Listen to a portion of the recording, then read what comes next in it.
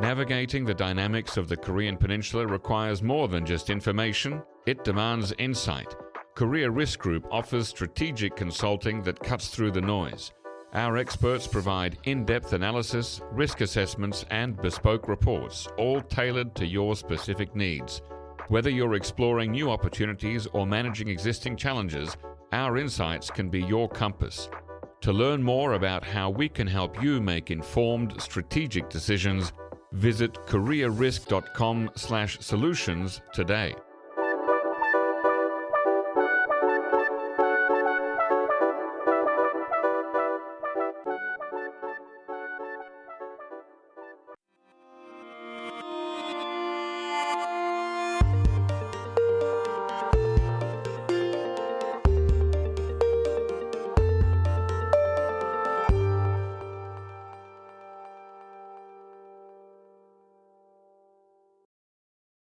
Hello, listeners, and welcome to the NK News Podcast. I'm your host, Jacko Zwirko, and today it is Thursday, the 26th of February, 2026, one day ahead of the 7th anniversary of the failure of the Hanoi Summit. But we're here to talk about the 9th Party Congress, just finished, and parade. And I'm joined here in the studio by Jeongmin, Kim, Colin, Zwirko, and Shreyas Reddy. Welcome.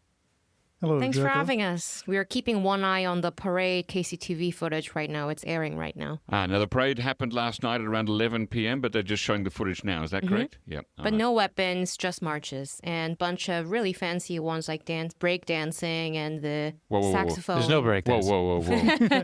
Is there popping and locking? I mean, Popping and locking I saw once. There were a bunch of different types of very musical, artistic stuff Let's going on. not get the listeners excited. There was no break We're going to get dance. so many complaints. No, I did see like 1 second of a breakdancing from the naval officer. Wow. Okay.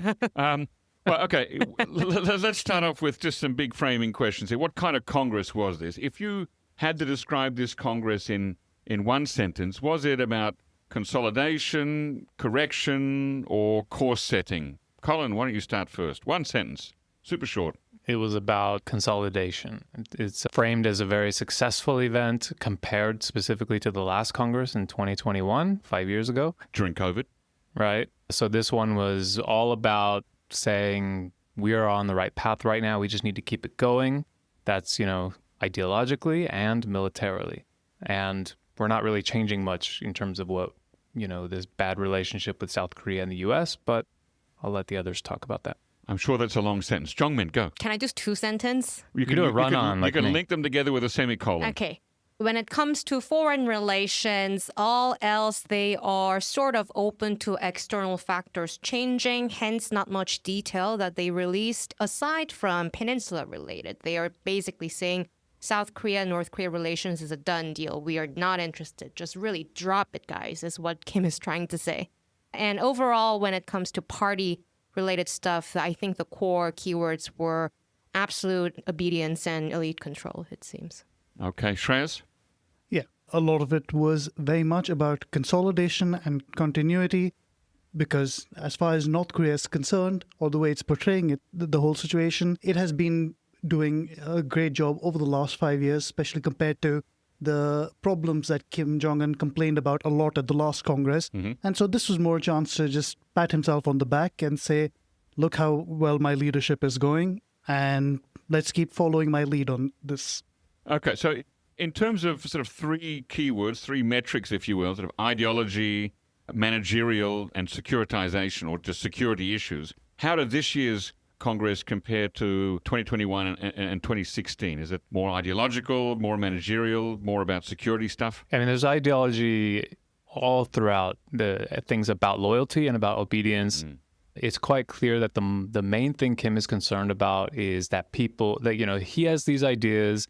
If he can get everyone to just follow his orders, then all of his ideas will come true. And he's boosted by seeing all the successes over the last 5 years. He orders 50,000 homes built across, 300 skyscrapers, and boom, they're built out of concrete. The people are mobilized, and he's quite confident. He gets his weapons built. I think, he's on a high right now. So the question is, do people get the motivation and the incentives to really sustain that going forward?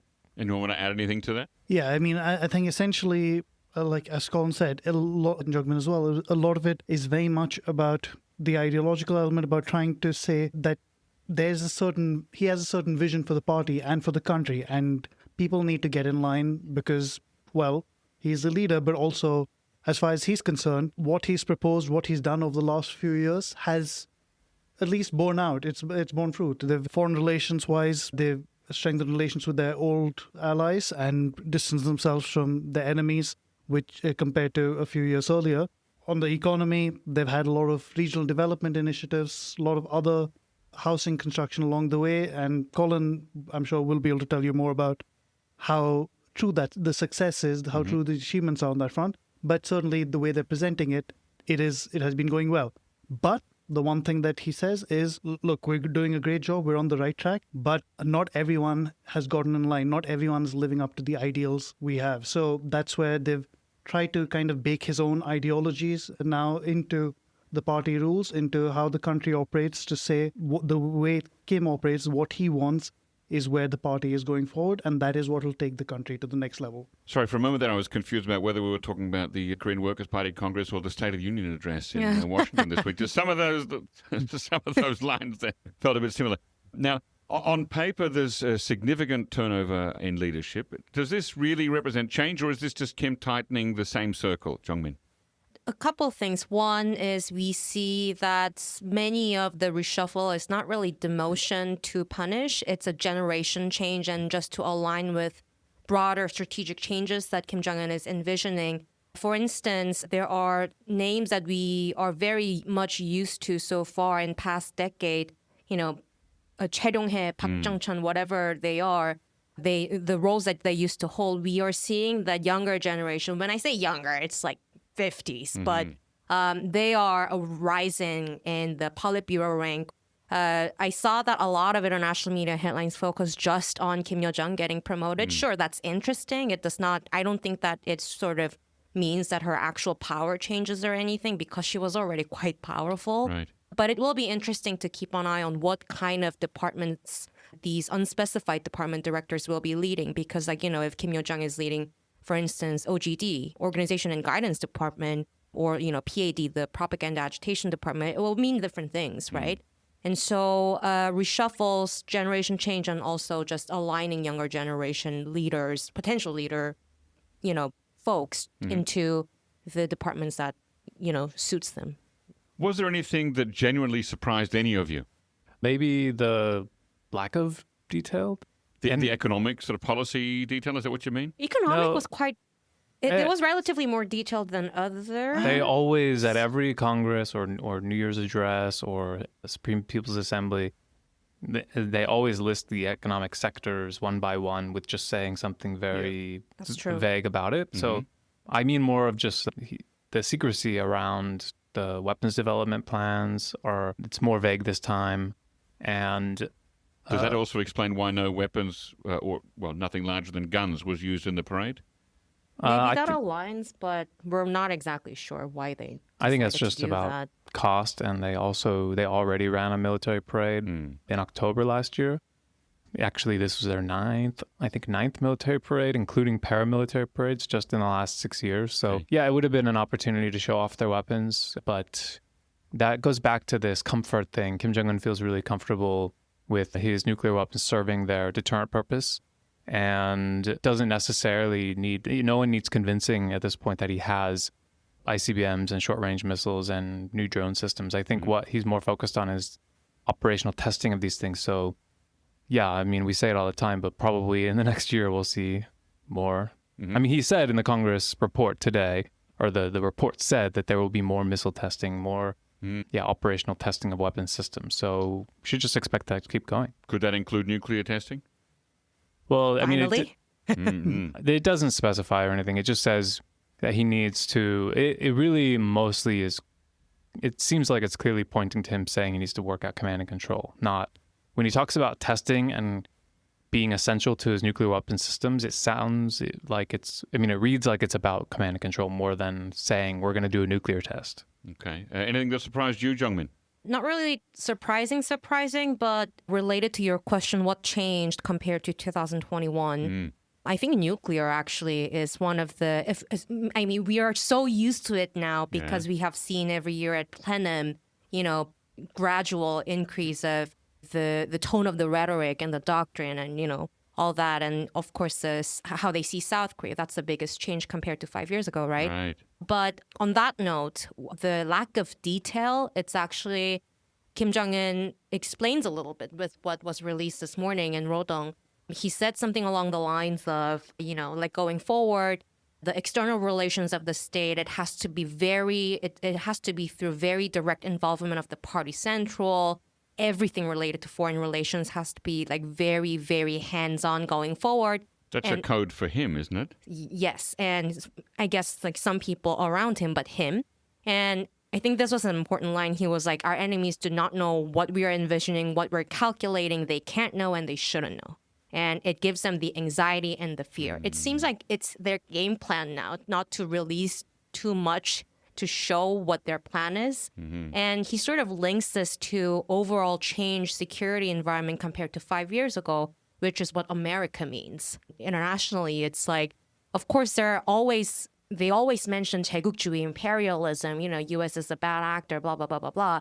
But fundamentally, the language changed a little bit this time because it sort of frames America as, now it's proven that they are willing to go after other countries' sovereign territory if it follows their national interests. And the lesson for us is don't give them nuclear weapons because, if you don't have power, you will be stripped of your sovereignty. And now it proves. So that's why they are doing all these, rhetorical and also like backing up military plans this time around, saying that, like with the U.S. as well, like half a page, it's like U.S. is bad. And then at the end, it goes, well, but if they are willing to recognize our constitutional status, which means nuclear power status, maybe like, why not, maintain a good relations with them? So it's like, it's considered a absolute premise that they won't change at all, which is, I think, a subtle change compared to 5 years ago.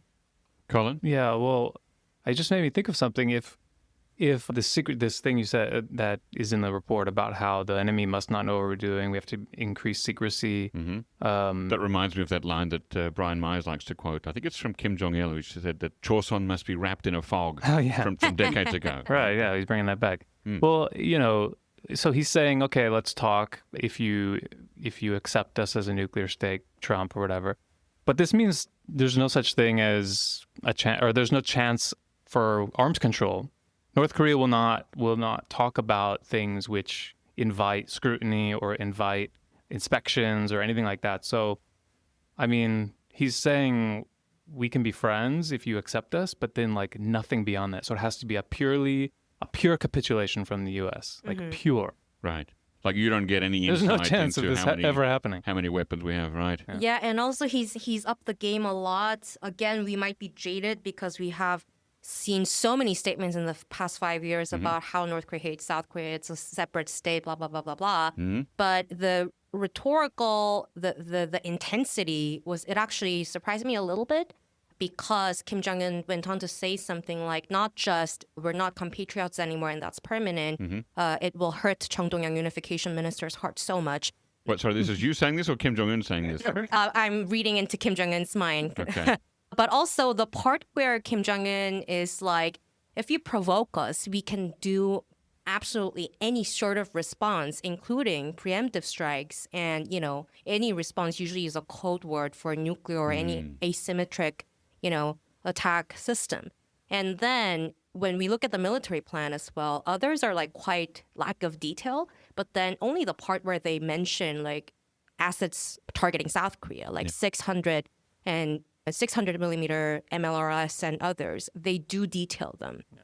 And so he's upping the game when it comes to threatening of actual preemptive nuclear use against South Korea. And he went on to say stuff like, actually, South Korean regime might collapse one day if they continue provoking us.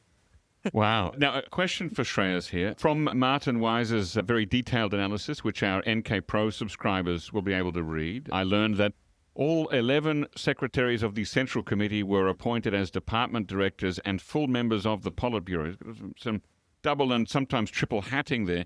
Does this suggest tighter vertical control over policy execution, or is this completely normal?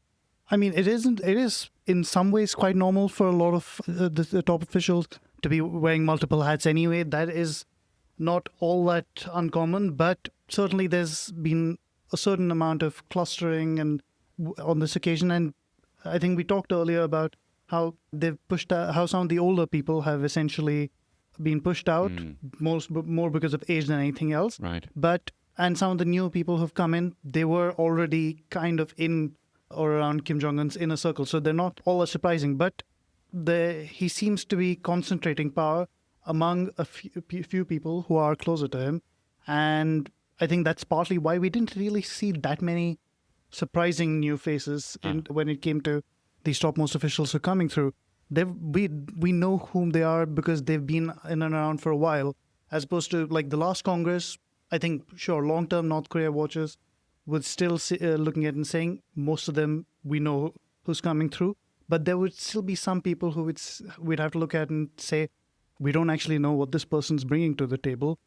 This time, though, for the most part, you can say it partly signals a certain degree of continuity in terms of the policy priorities, but to some extent also just Kim Jong Un concentrating power around him, and like he has a certain circle that he is comfortable with, and we're seeing them increasingly likely to play a bigger role going forward. I also learned that compared to the ministry reshuffle, the turnover within the military appeared rather limited. Does this suggest that the military is somehow more stable, more loyal? Well, I think they've had their own military reshuffles on and off over the last few years. There are few senior officials who keep coming and going.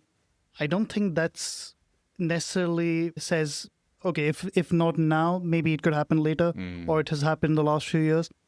We see Kim Jong Un has been periodically cycling officials in and out. Some reappear after a while, but I think this is more of a long-term project that has kind of been changing the leadership structure around him, making sure that there are people who are very much on his side. And by on his side, I mean in terms of likely to align with his objectives. But I think when it comes to the military side of things, I mean, this time there were changes. There were obviously elections for the Central Military Commission as well. It wouldn't surprise me, though, if next time we have a more dedicated, focused military-related meeting, they could push through more changes all over again.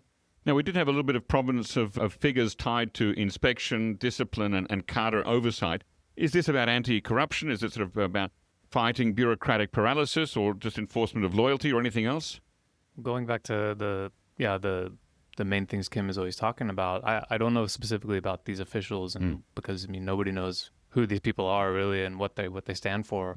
But yeah, it does signal the main problem is Kim was always talking about formalism, and corruption is a thing for sure. People who try to use their position for personal benefits, but the way he always talks about formalism, or people, it really points to like laziness, or people who just try to do the bare minimum and just get through. You get a good position, you just try to, get by and go unnoticed and not bring any innovations to the table. And this is what Kim wants to solve across. He wants everyone to be super proactive and altruistic and bring great ideas and solve problems for him. But it's like, think about yourself. Why do you think about you? Like everyone should think about why do you do anything proactive at work? It's because incentives pay. Yeah, incentives, right. So this is a problem for Kim Jong Un. But just to add to that, in terms of what you're saying, I think we did talk earlier about how there has been an overarching theme of ideology and discipline and reshaping the party essentially according to what Kim wants the party to be, what Kim wants the country to be. And we saw that in terms of the statements, in terms of state propaganda, in terms of how they incorporated his party building line into the party rulebook. That was a big part of making that happen.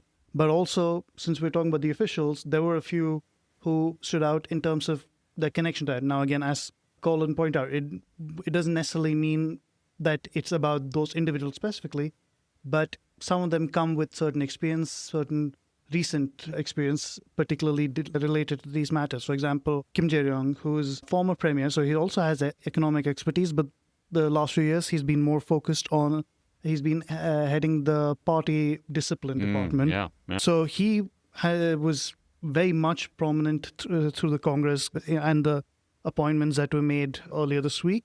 Others who seem to be in the limelight included the Carter department head, Ri Hyung, and some others who are more focused on propaganda. So that message is coming from Kim Jong Un, but he's also supplementing it with his appointments, with his choice of personnel whom he's keeping around him. Now, the next 5-year plan, am I right in understanding that we don't have a lot of real detail on the new 5-year strategy? We have some hints, like when it comes to military 5-year plan, probably Colin can explain better, but they did mention a couple of like new developments, like anti-satellite system to attack the reconnaissance system of the enemy, AI-related, AI unmanned system of sorts, but not really much detail what exactly that means, because anything is AI unmanned these days. And to be fair, they were already at least building AI-powered unmanned aerial vehicles. Sure. So Yeah. at least that's what they have been saying for a while. Yeah, there was a five-point weapons list that's vague, but only one of them is brand new, the satellites. The Yeah. other 4 are ICBMs, electronic warfare weapons, which they mention all the time, which is still kind of vague. We don't know exactly what they're talking about. Is that for jamming, maybe? Yeah, and Or the electromagnetic pulse And then weapon there- Right. also to shut down electronic. But it feels like in 2021 they were more explicit about goals and failures. Why the vagueness this time? well, that's what I'm saying. As it goes back to the secrecy thing, saying we don't want the enemy to know what we're planning. So this really is a theme through all of the...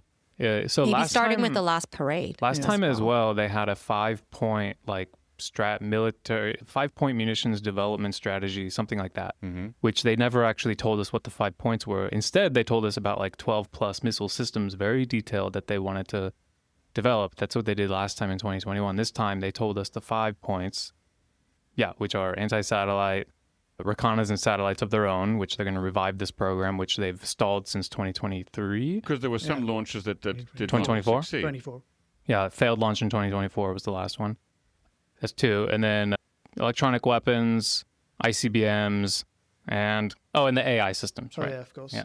AI systems, okay. AI unmanned weapons. But yeah, I think the secrecy was one factor, but also I think they've also seen that they don't have to tell the world everything, of course, over the last few years. They did elaborate on their weapons plan in a fair bit of detail at the last Congress, which allowed some people like Colin here to monitor those very closely and say, this is what they've managed to do, this is what they're still failing to achieve. They're always augmenting Yeah. too. Like they have weapons Exactly. expos almost every year now, and that's where we can dig into the photos and see what they're still prioritizing or not. That's true. And we've also seen like the last few parades, they didn't actually bother trotting out their real high profile systems. They instead kept them for the weapons expos where they can actually try and sell them to prospective customers, where they can overseas. try and see what they've got running. And I think the other aspect, they've also seen what happens if you make a bold promise or a bold plan, and then, as in the case of the satellite, it goes up in flames, literally. Yeah, you don't ever do that. You just don't talk about what you're going to do, because then you don't have to be accountable. Exactly. Right. So we know that munitions and defense and weapon systems were elevated or prioritized. Is there also a focus on heavy industry, agriculture, and regional revitalization in this next 5-year plan? Of course, but those are all boilerplate kind of statements. So that could be copied pasted from the previous Congress. Yeah, I mean, almost. it's clear that they're developing in these areas. They're building tons of rural housing all the time. They're doing this 20 times 10 project to build little factory, not little, but like small scale factories, light industry factories, a hospital, and a leisure complex. They're doing this in every county in the country. They're doing it right, but it didn't get like a lot of play in the report. I mean, it got discussed just as much as you would expect. So this focus then on the weapons industry, is it too far? Is it going too far to say that this is a wartime economy pivot, or is it simply rhetorical alignment with Russia cooperation? Well, Kim said a couple of days ago, I think it was either during the Congress or before the Congress, where he said, we no longer need to decide on economy or the military. We're doing both together. So this is like Pyongyang from the past. I'm feeling Pyongyang deja vu here. Yeah, it's simultaneous military and economic development. That's the line right now. But they contradict themselves all the time. You'll see, I can pull up some examples from the last year of Kim Jong Un or state media saying very clearly that military spending is the priority in this country. Okay, but just coming back to the importance of the weapons exports to Russia, does this Congress sort of show that it's now structurally embedded in the North Korean economy, or is it just kind of almost like a bonus or an add-on? Well, it's still going. I mean, there's still containers lined up at the port awaiting Russian ships today. So, but is it interwoven with the North Korean economy, wholesale, or is it sort of an addition? I mean, I'm sure it's a large part of driving the mass production capabilities. The money, the influx, the upgrading the factories, this is all going to continue.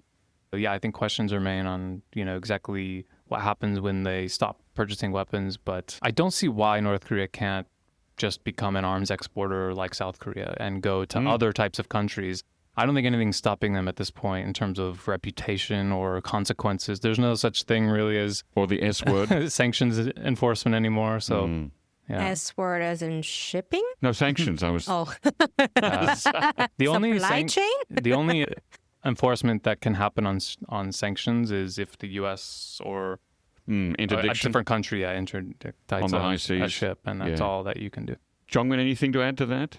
Right. Something I also found sort of interesting is that the conclusion speech, it did not really touch on China or Russia or any other foreign relations. It's only mentioned U.S., just enemies in general, and South Korea, right? Am I wrong? Yeah. Right? That was interesting. It didn't because even talk in vague terms, did it? It didn't even say, we got to... good relations going. Well, or yeah, something very like that. vague, right? They did mention the whole thing about our maintain close relations with our close neighbors. Sure. And Just friends. anti-imperialist allies, anti-imperialist nations, which is in some ways similar to what they kind of emphasized in the 8th Congress.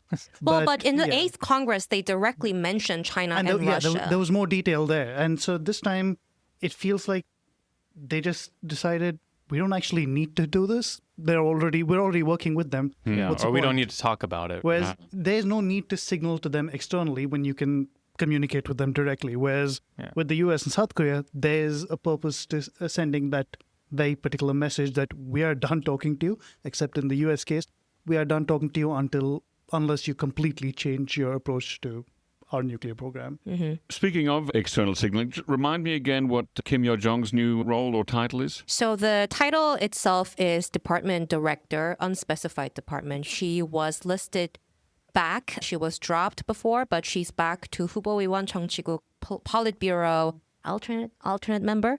And she's listed among the director list. So there are a couple of possibilities based on former other directors removed from the list. Ri Sun-kwon is off that list, which means it could be UFD, the United Front Department. Does now. that still exist? Well, the Unification Ministry, South Korea, it says it's changed to Bureau 10 or something. But if it still exists, that is a possibility. I personally think that's not really that likely because North Korea really does not really care about that department anymore. Well, exactly. And wouldn't that also mean that if she were in that department, that she'd be less visibly tied to foreign policy sector? Right, things? and she also makes statements about not just South Korea, but like U.S. as well and China too. So Kim said that they reorganized departments that were dealing with South Korea. So if you use the word reorganized, it makes it sound like the structure was right. So it could be a new department that sort of touches on like separate, like different stuff at once. Or PAD, like I mentioned, because she was there before and she's good in writing feisty statements. The propaganda and agitation propaganda department. Good is an interesting way to describe her statements. Yes. And like I mentioned, it could be OGD, because she was there before as well. And Cho Yong-won moving to higher places now, he was also missing from the director list. He used to lead that department. It's for the cadre and elite discipline. And unfortunately, so when they had these sectoral meetings in the last couple of days of the Congress, we didn't really see Kim Yo-jong at any of them, which makes it a little harder to figure out exactly where she's supposed to, what her specialization is going to be. Right, but this morning's ruling, it included a photo of a meeting held separately, which mentioned something like there were officials from the PAD and the OGD that attended, but 일군 officials, it usually means like working levels, right? Yeah. So it's not really a clear, but she was there. Yeah. So it seems like this Congress has sort of locked in a long-term no-engagement strategy towards South Korea. If you're sitting in Seoul today, if you're Jong Dong-yong, what's the key takeaway from this Congress? He needs soju. That North Korea likes us and wants to talk to us. That's what I'm seeing from the statement. That's sarcasm. At least they mentioned us, so they still remember us all. But honestly, today, so he and the Unification Ministry expressed regret and said, like, we'll still keep trying, but this is very disheartening. But honestly, that is the most realistic response I've had to any of these. Because earlier this month, or last month, when Kim Jong Un came out with threatening statements about drone incursions, they kept coming back with, this shows that they want to talk to us. Like, no. Like, this is the first time we're actually seeing them say, oh, well, maybe it's not working out. They're saying, oh, well. Now, in terms of for the U.S., we saw that earlier. I think you've mentioned there that if America's willing to accept us as a nuclear power, we see no reason not to talk to them. And I think Marco Rubio said it made a response, or at least said in a comment that the U.S. is willing to talk to North Korea any time. I think it was more an offhand remark, though, because he was just talking about nations in general. And he said, like, if any country out there wants to talk to us, we're ready to talk anytime. And so North Korea was among those listed. Right. But we should point out that, during the State of the Union address, President Trump did not mention North Korea. Does anyone see anything on the horizon for the rest of this year? Jeongmin shaking her head, no. Well, but Trump is visiting Beijing in April, so I know that there's a lot of media headlines speculating that there might be something going on there, or at least Trump will want to do something because it's nearby. But looking at what Kim is saying today, I feel like if the State Department folks are reading this, I think they would try to persuade Trump against any of those ideas. And honestly, a lot of people often talk about, oh, well, if Trump wants to do this, he'll go for it.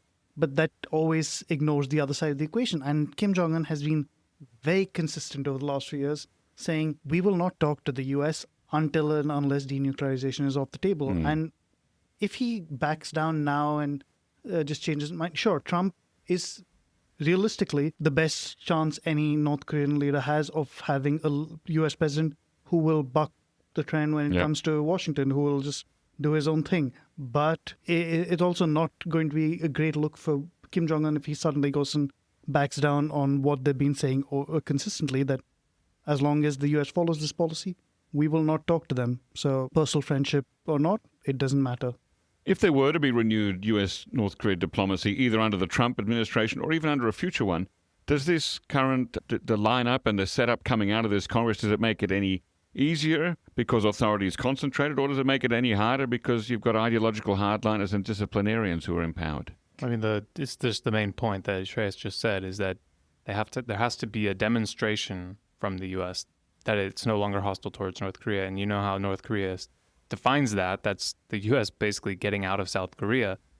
And then they'll still have bases in Japan. They have to get out of Japan too. They have to Guam, apparently. They have to leave all these bases. This is my opinion, but this is what it sounds like to me is the only way that the U.S. can truly demonstrate that they no longer have a hostile policy towards North Korea. So I mean, I think talking is one thing that can be construed in a certain way. He could maybe meet without all of this happening, but all this stuff is what has to happen for them to have good relations with the U.S. And if you're asking about the officials and who like how they were set up to do it, sure, after the Hanoi summit in 2019, they did remove some U.S. officials, but it's not like they've gotten rid of anyone who has. I mean, Choi Son-hee herself, she has spent time in the U.S., she has focused on U.S. relations in the past. So as foreign minister, if anything happens, she can genuinely be the one to be part of that whole discussion. But at the same time, that's not what her role currently involves. That's not what North Korea's priority currently involves. So it doesn't immediately seem like it'll be in the future, even if they want, they can pivot to it. I can just looking way back. Do you remember that time when North Korea in 2019, when it was warning of Christmas gift, it kept talking about, drop your hostile policy. And it still says that, but I remember at the time that the U.S. side officials were so confused behind closed doors. What does this mean? What is hostile policy exactly? And so I think compared to like 2019 and 20, it's logically easier to process what's needed Yeah. for the negotiation. It's just practically much more difficult. But I'm saying that's all out there. Yeah. There are, I'd have to dig them up, but they're very clear about it. They not just like saying, okay, we're not hostile to you anymore, or not just saying, oh, we accept you as a nuclear state. There's all kinds of other stuff that they've delineated as their requirements now. Yeah. Although that could all be negotiation strategies, sure, but Yeah. it shouldn't be vague to, I mean, It's not that vague anymore. No. In our last minutes, let's talk about the parade that I finished the Congress with. Did this parade reinforce the themes that we saw inside the hall? this was a Weird one. a party parade in the party down sense of the word. Parade So a party. small P party parade. Yes, small P party. We just watched the video of this thing. I mean, so first of all, no weapons, just Now, when you say no weapons, because I did see men with guns, but you mean no rolling stock, no missiles on giant 16-wheel No trucks? processions. Right. right. So No drones? no, just some flyovers doing little like the forming a Drones for like nine. artistic reasons, maybe. Right. What But- about For filming. any soldiers with the radiation symbol on a backpack or a chest pack? I don't know, not that I saw. I mean, there was the Russian, the soldiers who participated in the yeah. Russian war against Ukraine. They marched, but they also did that back in October. They did. They spent a lot more time on this. I mean, this was just like a celebration. It was like a let's have fun and get motivated and feel good about ourselves type of parade, and not necessarily like look at our military power. So 49 groups of soldiers marched, plus some horses, and a lot of time in the broadcast spent on color guard dances and paratroopers, and Kim Jong Un came into the parade and down the main street this time. So, What? Wow, so exciting. He Different. came down from the podium. No. He like drove his limo down the main street instead of the backstage. I mean, Wow. this is the kind of stuff that we're talking. It was very disappointing if you're looking for clues about North Korea's weapons development. So it sounds like it's more about internal unity than external deterrence. Oh, absolutely. Yeah. Okay.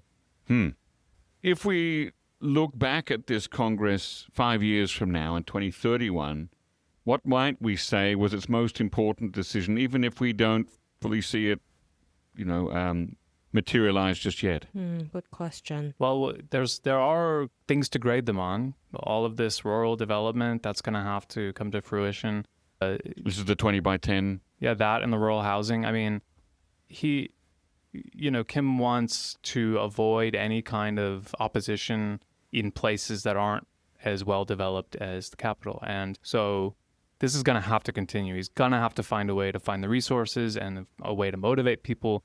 Otherwise, it could fizzle out, this huge optimism that he has right now. So yeah, I'd definitely be watching to grade them on this economic stuff. And he's talked recently about changing, like giving people new cultural service sectors. Things might be changing soon that weren't talked about at this Congress, in terms of he gave people the ability to buy cars now.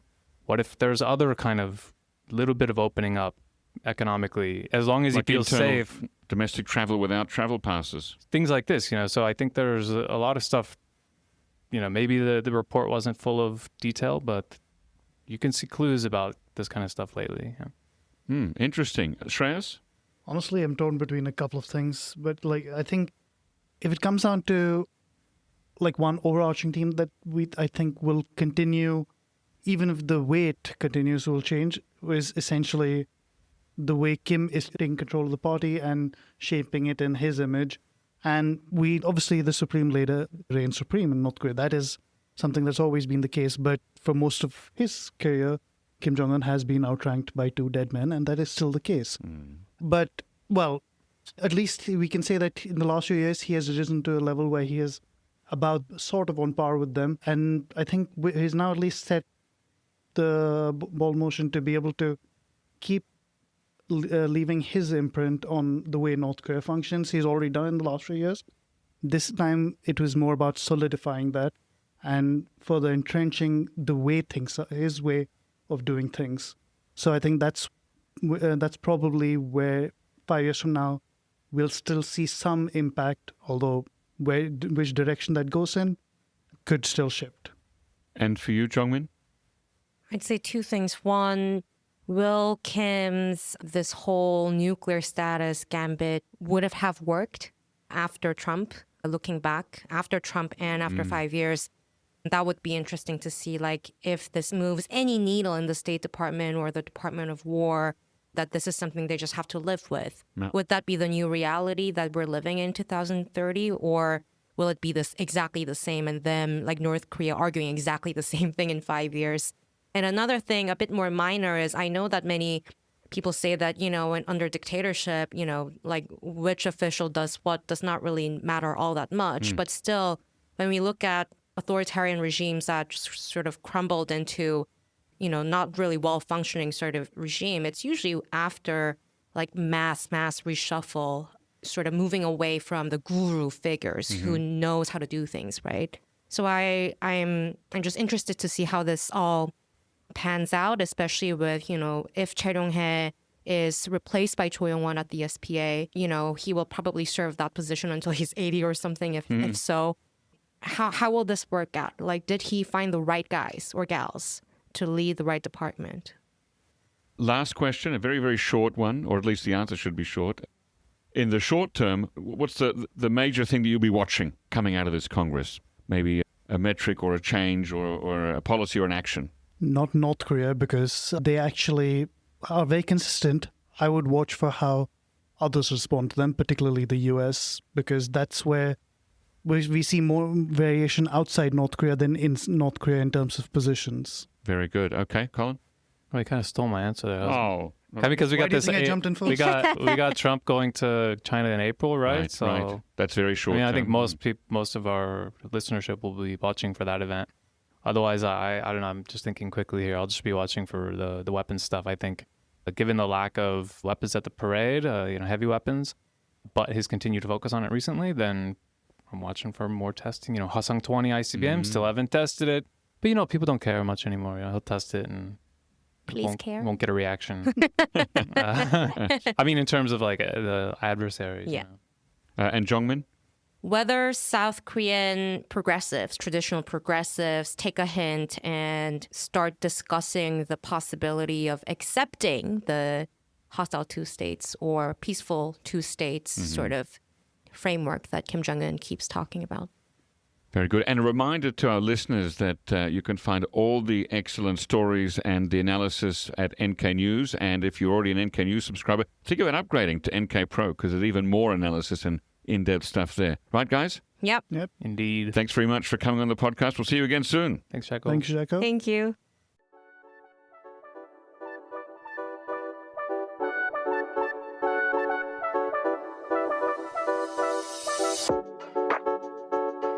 Bestsellers unveiled at NK News Shop. Step out in style with our top-selling apparel from the NK News Shop. Fly high with the Air Cordial T-shirt, celebrating DPRK's golden era of aviation in vintage airline chic. Explore the stars with our Nada hoodie, inspired by North Korea's answer to NASA.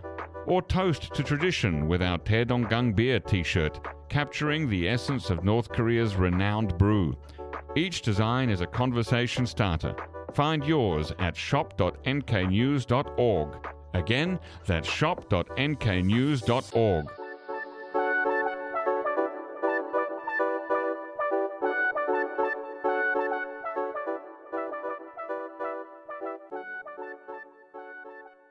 Ladies and gentlemen, that brings us to the end of our podcast episode for today. Our thanks go to Brian Betts and David Choi for facilitating this episode, and to our post-recording producer, Alana Hill, who cuts out all the extraneous noises, awkward silences, bodily functions, and fixes the audio levels. Thank you for listening, and listen again next time.